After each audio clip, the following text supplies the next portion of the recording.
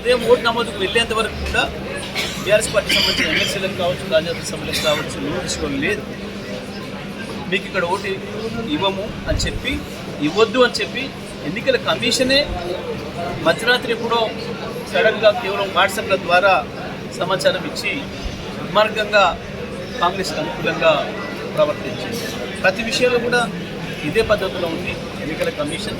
ఎక్కడ కూడా ఎన్నికల అక్రమాలపైన ఒక చోట చర్య తీసుకుని లేదు. ఎన్నికలు ప్రారంభమైన రోజు నుంచి కూడా మా లీగల్ టీం కావచ్చు, మా ఇతర పార్టీ టీము వరుసగా రోజు 2-3 కంప్లైంట్ ఇచ్చినప్పటికీ కూడా ఏ ఒక్క చోట చర్యలు కనపడలేదు. ఈసారి పూర్తిగా ఈసీ కూడా కాంగ్రెస్ పార్టీతో కలిసి పనిచేసినది కనబడుతుంది. ఇందులో బీజేపీ పార్టీ సహకారం కూడా పూర్తి స్థాయిలో కనబడుతుంది.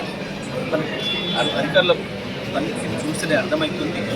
తప్పకుండా రేపటి దినం, రేపు రాబోయే రోజుల్లో వచ్చే సాధారణ ఎన్నికల్లో తప్పకుండా బీఆర్ఎస్ పార్టీనే తెలంగాణలో విజయం సాధిస్తుంది. కేసీఆర్ గారే మళ్ళీ ముఖ్యమంత్రి కావాలని ప్రజలు కోరుకుంటున్నారనే దానికి సంకేతం.